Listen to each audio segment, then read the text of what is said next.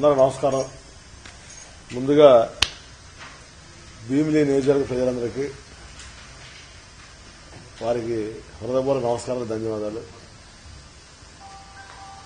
కొంచెం EVM late అయినా కూడా వారెంతో ఓర్పు సహనంతో ఉండి రాత్రి 9 గంటల 10 గంటల వరకు కూడా లైన్లో ఉండి పెద్ద ఎత్తున స్పందించి ఒక 73.5 అనుకుంటా పోలింగ్ అయింది.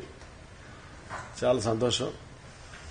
దాని పట్ల దాన్ని బట్టి మనకి ఏమర్థమవుతుందంటే ప్రజలకి ఈ ఓటు హక్కు వినియోగించుకోవాలి అనేటువంటి బాధ్యత ఎంత ఉందో మనకు స్పష్టంగా అర్థమవుతుంది.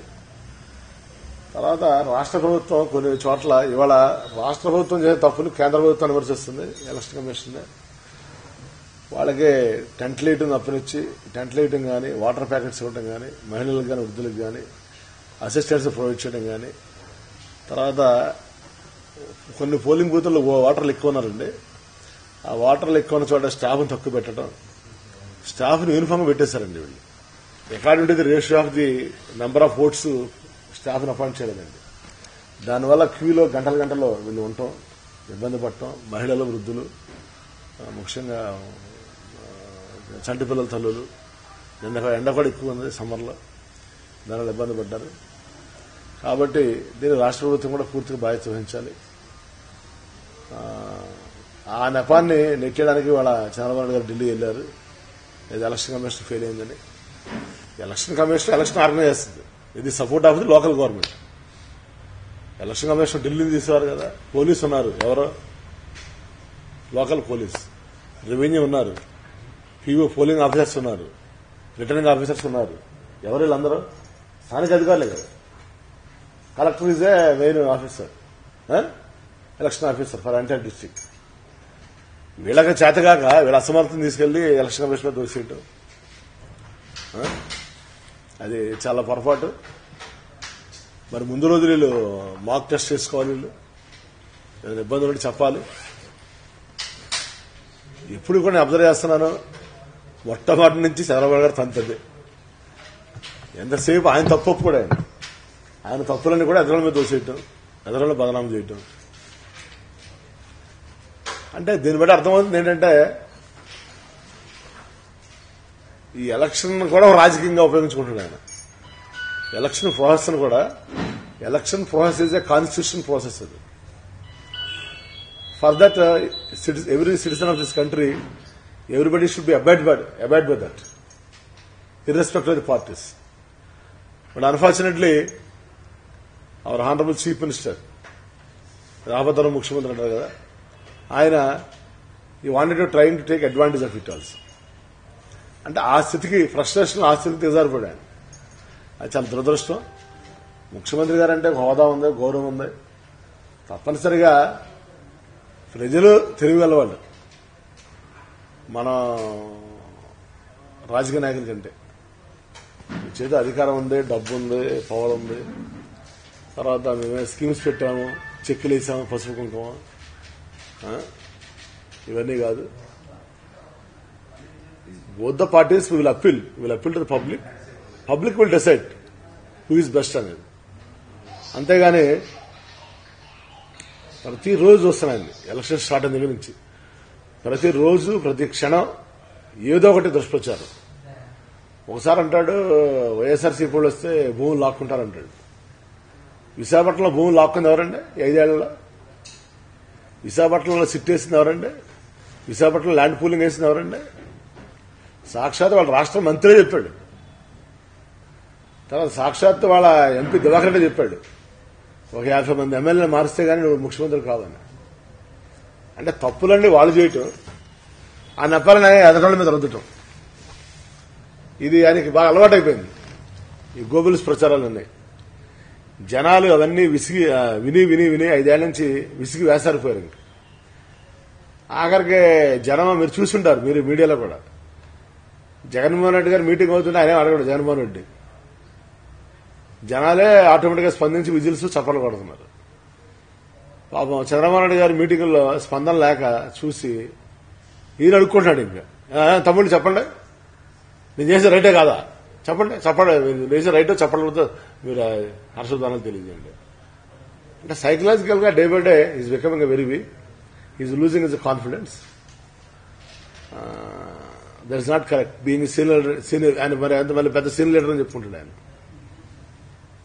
ఇప్పుడు ఎలక్షన్స్ ఎలా ఉండాలంటే ఒకసారి ఎలక్షన్లో గెలుస్తాం, ఒకసారి ఓడిపోతాం. ఒక స్థాయి అనేది మెయింటైన్ చేయాలి మనం, ఒక డీసెన్సీ డెకోరం అనేది మెయింటైన్ చేయాలి. అది మెయింటైన్ చేయకుండా అసలు నాకు అర్థం కావట్లేదు. ఇది ప్రత్యర్థి జగన్మోహన్ రెడ్డా, కేసీఆర్, మోడీయా? నేను ఎలక్షన్ రిజల్ట్ వస్తే ట్రంప్ అంటాడు. ట్రంప్ కూడా హెల్ప్ చేశాడు. మనం చూసాం కదా, మనం ట్రంప్ ఎలక్షన్ లో Putin, Russian president Putin help చేశాడు అంటాడు. రేపు రిజల్ట్ వచ్చిన తర్వాత జగన్ కూడా గెలవలేదు, జగన్ చేర్చుకోతుంటే జగన్కి కేసీఆర్, మోడీ, ట్రంప్ వీళ్ళందరూ హెల్ప్ చేశారు అంటాడు. కాబట్టి ఇవన్నీ కరెక్ట్ కాదు. రాజకీయాలు రోజు రోజుకి దిగజారిపోతున్నాయి. రెండోది ఏంటంటే నేను చెప్పేది, దయచేసి ఈ రాజకీయాలు దిగజారిపోవడానికి, ఇలా పతనవడానికి కారణం చంద్రబాబు నాయుడు గారు. ఒక పక్కనేమో విపరీతమైన డబ్బు పంచడం, ఒక పక్కనే విపరీతమైన అవినీతి, ఇంకో పక్కన విపరీతమైన అబద్దాలు, అసత్య ప్రచారాలు. ఏంటి వైఎస్ఆర్ పార్టీలో పొడి చేసేవాళ్ళంతా రాక్షసులంతా. నేను చంద్రబాబు నాయుడు గారికి ఒకటే ఛాలెంజ్ విసురుతున్నాను. తిరుపతి వెంకటేశ్వర స్వామి దగ్గరికి వెళ్లి నేను అవినీతి చేయలేదని నేను ప్రమాణం చేస్తాను, మీరు ప్రమాణం చేయగలరా? మీ ప్రభుత్వం మేము 5 సంవత్సరాలు ఎలాంటి అవినీతి చేయలేదని ప్రమాణం చేయగలరా? మీరు మీ కుల దైవం కదా తిరుపతి వెంకటేశ్వర స్వామి, చెప్పండి. కాబట్టి ఇవన్నీ మాట్లాడదామన్నా సరే, ఎలక్షన్ లో టైం అయిపోయింది అని మరీ ఎక్కువ చేస్తున్నాడు ఆయన. ఆయన ఏంటంటే మరీ ఎలక్షన్లు అయిపోయిన తర్వాత కూడా ఎలక్షన్ కమిషన్ ఓడించడానికి ప్రయత్నం చేస్తున్నారు. ఈ రోజుల్లో ఎవరైనా సరే ఎలక్షన్ కమిషన్ వాళ్ళు చెప్తే ఓట్లు వేస్తారండి. ఎలక్షన్ కమిషన్ స్టాఫ్ ఎవరైనా అసలు సెంట్రల్ అబ్జర్వర్స్, మీరు అబ్జర్వ్ చేశారు, మీరు కూడా అబ్జర్వరే కదా, మైక్రో అబ్జర్వర్స్ అని ఒక ఏరియా వాళ్ళు పంపించారు. ఆడికి అసలు తెలుగు రాదు, ఈడికి హిందీ రాదు మనోడి. వాడు చెప్తే ఓటేస్తాడా? ఎలక్షన్ కమిషన్ స్టాఫ్ ఎవరు? రెవెన్యూ స్టాఫ్ ఎవరు? పోలింగ్ స్టాఫ్ ఎవరు? పోలీస్ ఎవరు? మొత్తం local government. It is a failure of the local government. అది కప్పిపుచ్చుకుంటానికి ఢిల్లీ వెళ్ళి ధర్నా చేస్తాను నేను. తర్వాత అధికారులు పక్షపాత వైఖరితో పనిచేస్తుంటే వాళ్ళని ట్రాన్స్ఫర్ చేస్తేనేమో అధికారులను ట్రాన్స్ఫర్ చేస్తే ధర్నా చేస్తాను. ఇది నిజంగా అంత నిజాయితీ ఉంటే ఏ అధికారి అయితే నీకేంటి? అధికారి అనేవాడు శాశ్వతం. ప్రజాప్రతినిధులు మారుతుంటారు, ఎమ్మెల్యేలు మారుతారు, మంత్రులు మారుతారు, ముఖ్యమంత్రులు మారుతారు ఎవ్రీ 5 years. అధికారి పనిచేసుకోనికుండా నీ తాబేదారులా పెట్టుకుంటే ప్రజాస్వామ్యం ఎలా ఉంటుంది అంటే చూసి కూర్చోవాలి ఎదురు. సో ఎలక్షన్ కమిషన్ వాళ్ళ పరిధిలో వాళ్ళ దృష్టికి వచ్చినటువంటి కంప్లైంట్స్ ని వాళ్ళు ట్రాన్స్ఫర్ చేశారు. అంటే దానికి కూడా నేను ఒప్పుకునే పొజిషన్ లేదు. ఆ ప్రవీణ్ గారిని అంతకుముందు ఇక్కడ కూడా ఎస్పీ చేశాడు ఆయన ట్రాన్స్ఫర్ చేస్తే వెళ్ళి ధర్నా చేస్తాడా? ఒక ఎస్పీని ట్రాన్స్ఫర్ చేస్తే సీఎం వెళ్ళి ధర్నా చేయటం. 29 రాష్ట్రాలు ఉన్నాయి. 29 రాష్ట్రాలు బీజేపీ ప్రభుత్వం లేదు కదా. పక్క రాష్ట్రంలో కూడా కేసీఆర్ ఉన్నాడు. ఆ పక్క రాష్ట్రంలో కర్ణాటక వాళ్ళు ఏ పార్టీ అది? బీజేపీ, మన జనతాదళ ఉంది. ఈ ఒరిస్సాలో నవీన్ పట్నాయక్ ఉన్నాడు. వెస్ట్ బెంగాల్ మమతా బెనర్జీ ఉంది. అంటే ఏ రాష్ట్రంలో లేని బాధ నీకు ఒక్కడికి ఏంటి? అంటే ఏంటి అసలు మనిషి ఏంటంటే day by day is losing his balance of mind by virtue of his age, by virtue of his tension, by virtue of his losing election. కాబట్టి the people of Andhra Pradesh all are understanding this. Chandrababu Naidu పాపం ఓడిపోతున్నాడు కాబట్టి ఇవన్నీ చేస్తున్నాడు. 29 రాష్ట్రాల్లో ఏ ఒక్క non BJP రాష్ట్రంలో లేని ఇబ్బంది నువ్వు ఒక్కడికి ఏంటి? అసలు నువ్వు ఒక్కడికి హడావుడి ఏంటి? అంటే ఈయన చేసిన తప్పిదాలన్నీ కూడా ఆయన కేంద్ర ప్రభుత్వం తోసేద్దాం అంటే పీపుల్ విల్ బిలీవర్స్ అనుకుంటాడు ఆయన. 2014 ఇదే పెద్ద మనిషి ఏం చెప్పాడు? కాంగ్రెస్ పార్టీని భూస్థాపితం చేయండి, బీజేపీని గెలిపించడం అన్నాడు. 2019 ఇదే పెద్ద మనిషి మళ్ళీ చెప్తున్నాడు, బీజేపీ మోసం చేసింది, బీజేపీని భూస్థాపితం చేయండి, కాంగ్రెస్ పార్టీ రాహుల్ గాంధీ రోజు తీసుకొని చాలా చెప్తున్నాడు. అసలు తెలుగుదేశం పార్టీ పుట్టిందే కాంగ్రెస్ ఎగ్నెస్ట్ గా.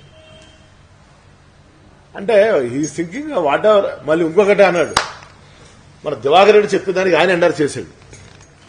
దివాకర్ రెడ్డి ఏం చెప్పాడు, 50 మంది ఎమ్మెల్యేలు మార్చండి సార్, అవినీతి ఎక్కువైపోయింది, ఎమ్మెల్యే చూడలేకపోతున్నాం, ఒక 50 కోట్ల నుంచి 100 కోట్లు సంపాదించారు, మార్చబోతే మీరు సీఎం కావాలంటే మొన్న ఏమంటున్నాడు, ఇప్పుడు మీరు అసలు అభ్యర్థులు చూడొద్దు, ఓన్లీ నన్నే చూడండి, ఓటేయండి. మరి అభ్యర్థులందరికీ సిగ్గుండాలి అసలు. అంటే అభ్యర్థులు ఏమో 10% కూడా ఓటు పడాలండి, 20% కూడా ఓటు పడాలా? అభ్యర్థులు ఎవరో చూడకూడదంట, ఎమ్మెల్యేలు కానీ 175 మంది ఎమ్మెల్యేలు కానీ ఎంపీలు కానీ చంద్రబాబు గారు ఒక్కనే చూసి కొట్టేయాలంట. ఈయన వెంకటేశ్వర స్వామి, అల్లానా, జీసస్ క్రైస్తా? స్థానిక ఎమ్మెల్యేలు కూడా వాడు ఏ పార్టీ అయినా వాడు ఎంతో కొంత సేవ చేస్తాడు కదా, వాడి స్థాయిని బట్టి 10%, 20%, 30%, 40% ఉంటాయి కదా. అఫ్ కోర్స్ మెజార్టీ మీ ఉండొచ్చు, కాదంటలా పార్టీ అధ్యక్షుడు అంటే ఆ స్థాయికి దిగజారిపోయాడు. అంటే వాళ్ళ పార్టీ ఓని అభ్యర్థిని కూడా పడుచుకోవట్లా, అపోజిషన్లో పడుచుకోవట్లా. ఏమంటే ఊ అంటే కేంద్రం అంటాడు. కాబట్టి ప్రజలు ఇవన్నీ గమనిస్తున్నారు. తప్పనిసరిగా వారికి నేను నా విజ్ఞప్తి ఏంటంటే, వారి వయసులో పెద్దవారు చంద్రబాబు నాయుడు గారు, మీరు 23 దాకా కాస్త ఓపిక పెడితే ప్రజలు నిర్ణయిస్తారు. మళ్ళీ మీకు అవకాశం ఇవ్వాలా, మీరు చక్కగా హాయిగా ఇంటికి వెళ్ళి మీరు రెస్ట్ తీసుకోవాలా. మనోడు చక్కగా ఆడుకుంటున్నారు, ఆయన మనోడితో ఆడుకునే వయసు ఆయన హ్యాపీ. ఎందుకు వచ్చింది ఈ కష్టాలన్నీ? కాబట్టి జనరేషన్ మారాలి, ఆలోచనలు మారాలి, విధానాలు మారాలి, రాష్ట్రం ముందుకెళ్లాలి, అభివృద్ధి చెందాలి. వాళ్ళ దగ్గర ఇంటెలిజెన్స్ రిపోర్ట్ ఉంది. 125 సీట్లతోటి వైఎస్ జగన్మోహన్ రెడ్డి గారు ముఖ్యమంత్రి కాబోతున్నారు, ప్రభుత్వాన్ని ఏర్పాటు చేయబోతున్నాం. విశాఖ జిల్లాలో కూడా అత్యధిక సీట్లు గెలవబోతున్నాం. తప్పనిసరిగా నా విజ్ఞప్తి ఏంటంటే, ఈ ప్రెస్ మీట్ ఉద్దేశం, ఆయన చంద్రబాబు నాయుడు గారి యొక్క హుందాతనాన్ని ఆయన 3 సార్లు ముఖ్యమంత్రి చేశారు, దయచేసి కోల్పోవద్దని నా విజ్ఞప్తి. ప్రతిదానికి కూడా ఈసీ, కేంద్రం, జగన్, కేసీఆర్, మోడీ. కేసీఆర్ ఇక్కడ సంబంధం ఏంటి? కేసీఆర్ వచ్చాడా, ఓట్లు అడిగాడా? కేసీఆర్తో పొత్తు పెట్టుకుని వెళ్ళింది నువ్వు.